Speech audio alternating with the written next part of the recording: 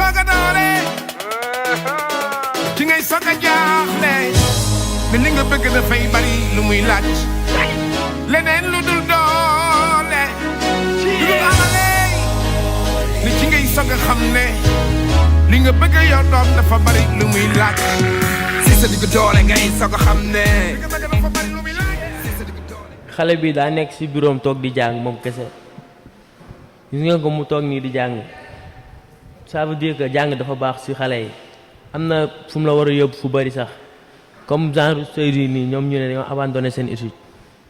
jàng dafa baax parce que am na yenn lieu yoo xam ne boo fa demee boo jàngul doo avancer. Merci beaucoup.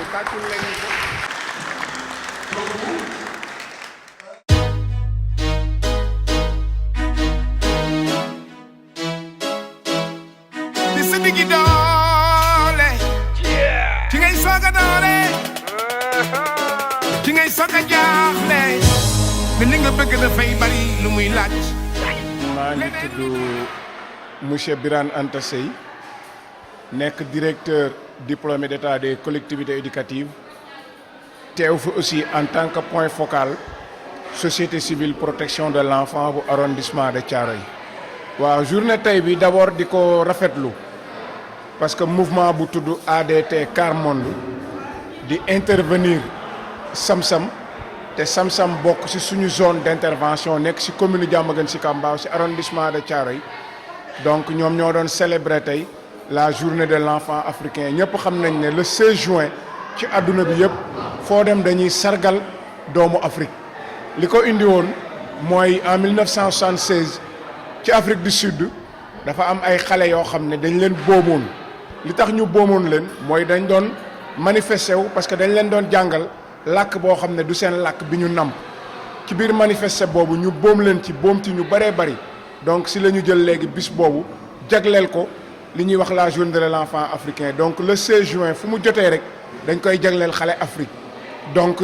Car Monde aussi ADT Car Monde nekk organisation buy liggéey ak xale ñoom aussi journée bu mel nii comme ni ko organisation yëpp di defee ñu jàpp ko ci ñu doon waxtaan ci thème boo xam ne ci wàllu njàng la maanaam njàng ban solo lañ ko war a jox ak yan gàllankoor mooy tax xale yi di génn ci école bi wala duñ ci dugg donc loolu moo ñu fi dajale woon ñu bokkoon ci panélistes yi donc waxtaan ci xale yi aussi def ay production yu am solo mais ñun aussi ñu jël ci kàddu wax ak ñoom ci wàllu njàng ñaax état ci ay responsabilités am ñaax parents yi ci seen responsabilité mais ñaax jàngalekat yi ci seen responsabilité mais gën a waxtaan ak xale yi pour que ñoom ñu xam ne ay acteurs lañu ñoom dañu war a participer parce que njàng mi ñoom ñoo ko moom te état aussi am na ay politique yu mu teg am na ay jumtukaay yu mu teg am na ay jàngalekat yu mu recruter donc ñoom aussi ñu am taxawaay pour que ñu xam ne jàng comme ni ko Nelson Mandela waxee rek c'est l'arme la plus puissante qu'on peut utiliser pour changer le monde.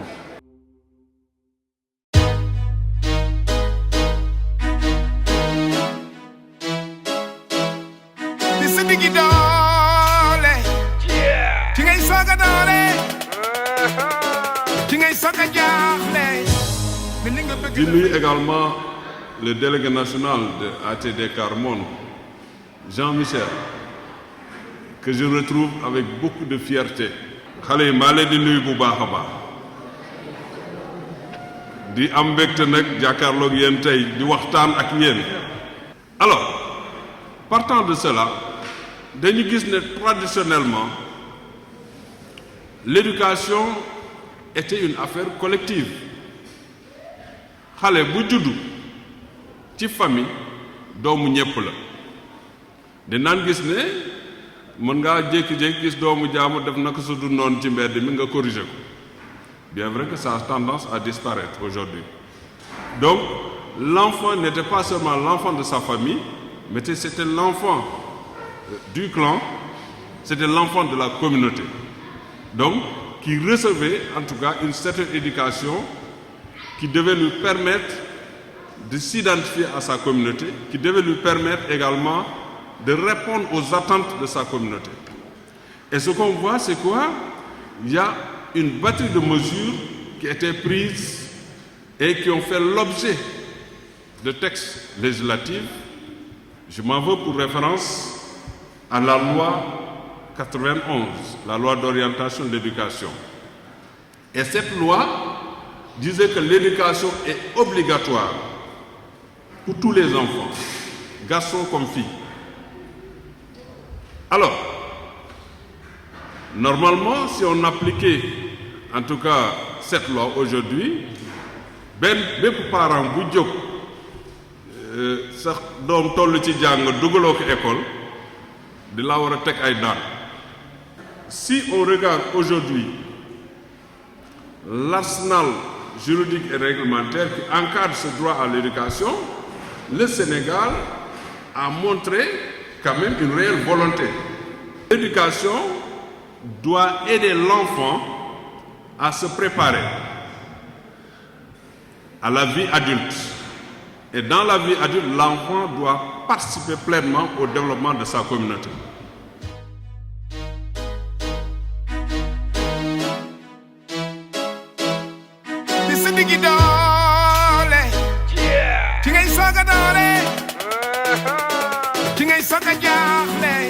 Je dirais que j'ai été vraiment honorée de représenter les enfants. Donc j'ai appris beaucoup de choses concernant l'État et les droits de l'enfant dont je n'étais pas au courant. Et aussi, j'ai été très éblouie par les conseils que nous ont donnés les doyens. Et on espère fêter cette journée des années encore, en espérant aussi sensibiliser, avoir un impact sur l'esprit des enfants, ainsi que les sensibiliser à pouvoir continuer leurs études pour un avenir bien meilleur.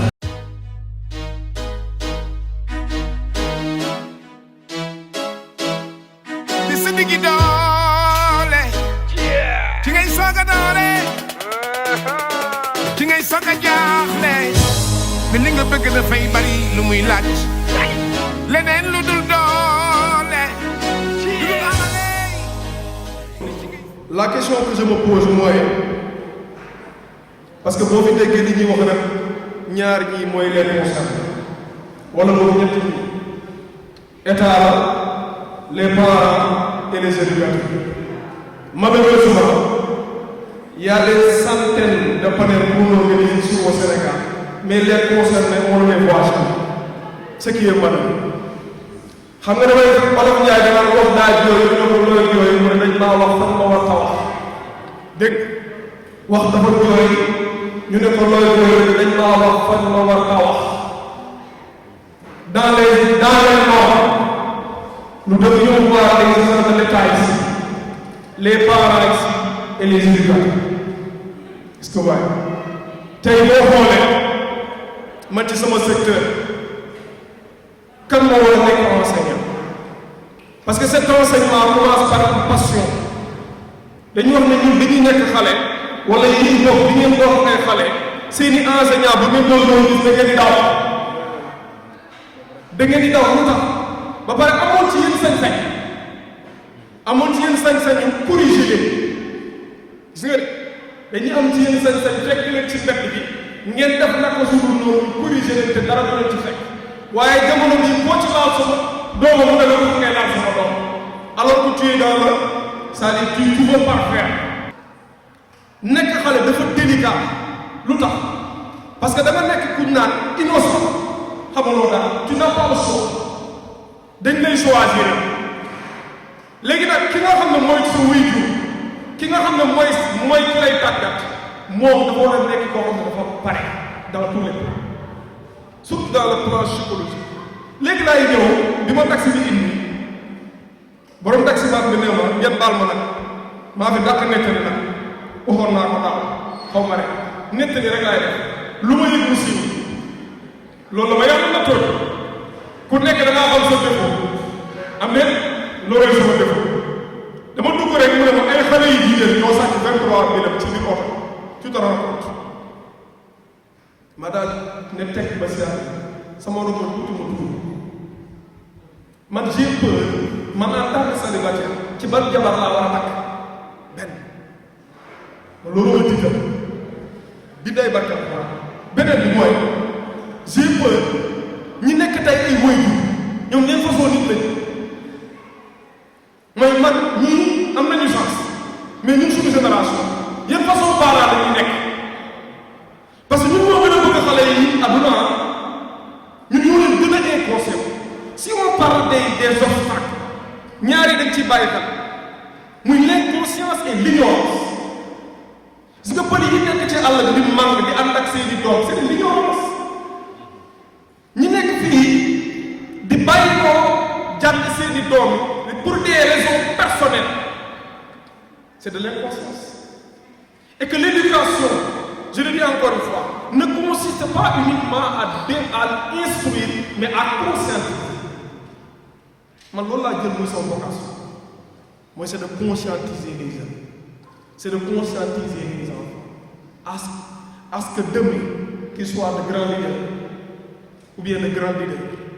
pour que ëllëg ñoom li may faral di wax xale bu jigéen ma ne bu amee góor bu ñëw dina takk si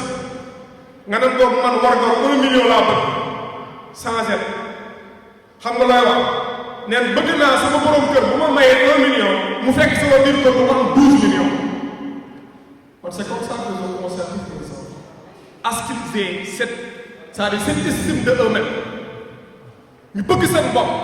xam seen bopp xam ñoom ñooy ñam. waaye tamit damay wax ni am na lu ñu baax naan dis-moi quelle jeunesse as-tu, je te dirai quelle nation auras-tu. mais sans jeunesse maanaam cette jeunesse mënut a nekk te amul enfance. gis nga bari na ci xale ñi nga am ay mauvaise note du seen coobare de nañ ci bàyyi xel pas moo di liggéey bi ci biir quartier yi la liggéey bi ci biir xale yi la ngeen leen di jege di xool ñoom di leen poser ay questions.